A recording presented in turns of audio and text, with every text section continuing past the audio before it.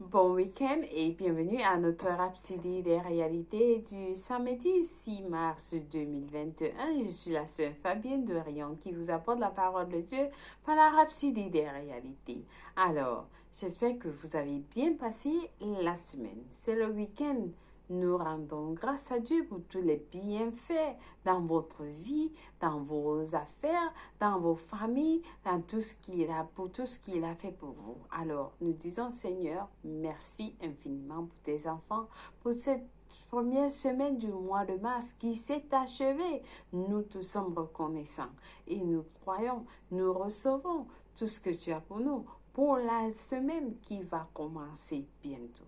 Merci infiniment. Au nom de Jésus-Christ, Amen, lui soit Dieu. Alors, nous allons lire notre passage du jour. Il est intitulé Pensez au-delà de vous-même. Pensez au-delà de vous-même. Oui, parce que c'est un kilomètre après ce passage de Philippiens 2, versets 3 à 4 de la version MSG. Alors, nous lisons notre verset du jour ensemble. Ne vous frayez pas un chemin vers l'avant. Ne vous parlez pas gentiment pour aller au sommet. Mettez-vous de côté et aidez les autres à avancer. Ne soyez pas obsédés par votre propre avantage. Oubliez-vous pendant suffisamment de temps pour donner un coup de main. Alléluia. Alors, il y a certains qui sont en train de vivre une vie pour eux-mêmes, voire même leurs frères et sœurs, leurs amis, leurs cousins, et ainsi de suite, sont dans les cris, mais ils ne viennent pas à leur aide. Ou bien alors, vous rencontrez quelqu'un en route, vous passez sans toutefois demander qu'est-ce qui se passe. Est-ce que je peux vous donner un coup de main? Ou bien alors, il y a d'autres. Vous avez des gens autour de vous. Comme Jésus-Christ est mort, il nous a dit, j'ai donné ma vie pour le monde entier. Nous aussi, nous devons donner nos vies pour nos frères et sœurs, pour les autres. Nous devons le faire, car c'est la volonté du Père. Nous devons laisser les autres avancer. Laissez les autres avancer. Ne vous mettez pas devant. Laissez les autres mettez les autres au devant, mais vous restez en arrière. Mettez-vous de côté et aidez les autres à avancer. Donnez un coup de main aux autres. Alors, le pasteur nous dit dans 1 Timothée, il nous montre dans 1 Timothée 2, versets 1 à 4, quel est le plan de Dieu. Il dit, 1 Timothée 2, versets 1 à 4 dit, j'exhorte donc, avant toute chose, à faire des prières, des supplications, des requêtes, des actions de grâce pour tous les hommes, pour les rois et pour ceux qui sont élevés en dignité, afin que nous menions une vie paisible et tranquille, en toute piété et honnêteté. Cela est bon et agréable devant Dieu notre Sauveur, qui veut que tous les hommes soient sauvés et parviennent à la connaissance de la vérité. Alléluia. Loué soit Dieu. C'est notre responsabilité de changer le monde par la prière, le ministère et le protagonisme. C'est notre responsabilité de changer le monde par la prière, le ministère et le protagonisme. C'est ce que vous devez faire.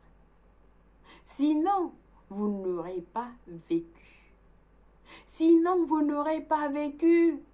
Si vous n'êtes pas à mesure de prêcher, si vous n'êtes pas à mesure de prier, si vous n'êtes pas à mesure de propager l'évangile, il est de notre responsabilité de changer le monde par la prière, le ministère et le protagonisme. C'est ce que vous devez faire, sinon vous n'avez pas vécu. Alors, dans Néhémie 4, verset 14, alors que les enfants d'Israël commençaient à bâtir la muraille de Jérusalem et se préparaient à la défendre, Néhémie dit au peuple, combattez pour vos frères, vos fils et vos filles, vos femmes et vos maisons. Il n'a pas dit combattez pour vous-même, pas du tout. Il n'a pas dit combattez pour vous-même, pas du tout. Il n'a pas dit ça. Et le mot maison ici ne veut pas dire bâtiment. Il faisait allusion à des clans, à des familles entières. Comme vous diriez la maison de Joseph. Vous appelez la maison de le nom de votre village. C'est un clan. Il éveillait l'esprit de champion en vous. Il éveillait l'esprit de champion en eux. Les champions ne combattent pas pour eux-mêmes. Les champions ne combattent pas pour eux-mêmes. Ils combattent pour les autres. Ils combattent pour les autres. C'est ce que nous lisons dans notre verset d'ouverture. Il dit, mettez-vous de côté, aidez les autres à avancer. Ne soyez pas obsédés par votre propre avantage, pas du tout. Il y a certains qui veulent toujours se faire voir. Ils veulent se faire voir. Ils veulent être au-dessus de tout. Ils veulent se mettre au devant. Non. La parole de Dieu dit, mettez-vous de côté et aidez les autres à avancer. Lorsque vous priez, cela ne devait pas être toujours ne doit pas toujours être concernant. C'est-à-dire, lorsque vous priez, ça ne devrait pas toujours concerner vos affaires, votre famille ou des choses qui vous préoccupent. Cela devrait être pour une cause plus grande. Lorsque vous priez pour quelque chose de plus grand, pour avoir des impacts dans la société, dans votre entourage, dans votre clan. Pensez au-delà de vous-même. Pensez au-delà de vous-même. Pensez au-delà de vous-même pour faire des changements. Il y en a beaucoup qui souffrent énormément pour lesquels nous devons prier. Beaucoup de gens souffrent, alors nous devons prier. La Bible dit du Seigneur Jésus-Christ, du Seigneur Jésus qu'il a compatit. Il a compati à nos faiblesses selon Hébreux 4, verset 15. Soyez émus par les conditions des pécheurs et des autres, des malades et des opprimés, c'est-à-dire, soyez émus par les conditions des pécheurs et des autres qui souffrent autour de vous, que la détresse des pauvres, des malades et des opprimés suscite en vous la compassion pour intercéder pour eux et provoquer un changement dans leur vie aujourd'hui. Priez pour les autres, pour les malades, pour les opprimés, pour ceux qui sont dans la détresse, ainsi de suite. Nous devons continuer d'intercéder. Nous devons continuer d'intercéder pour les nations, les dirigeants et les peuples du monde. Et surtout ces derniers jours, chers frères et sœurs. Nous devons continuer à prier pour les nations, pour les leaders, pour les peuples du monde entier. En ces derniers jours, les temps sont mauvais, alors nous devons rester dans la prière.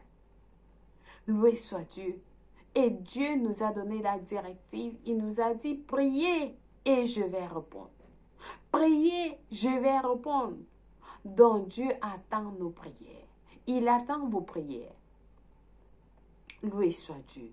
Je pense que ce message est très puissant pour nous tous. Et nous devons être responsables. Prenons la responsabilité de prier pour les autres. Ne nous mettons pas devant. Laissons les autres avancer. Mettons-nous de côté et prions pour les autres. Mettons les autres au devant. Au devant, qu'ils soient au devant et nous nous mettons de côté. Alors, si vous le faites déjà, que le Seigneur vous bénisse. Mais si vous ne le faites pas, apprenez à le faire. Apprenez à le faire. Intercédez pour les autres. Alors, la main de Dieu est sur vous. Vous êtes bénis au nom de Jésus-Christ. Nous passons à notre prière du jour. Nous prions en disant merci Père béni pour l'opportunité de me tenir à la brèche pour les autres, de provoquer un changement dans leur vie et leur situation. Je prie pour ceux qui sont destinés à recevoir le salut aujourd'hui, qui partout dans le monde, afin que la lumière du glorieux évangile brille dans leur cœur, dissipant les ténèbres, les transférant dans la liberté des fils de Dieu. Au nom de Jésus-Christ, Amen, loué soit Dieu.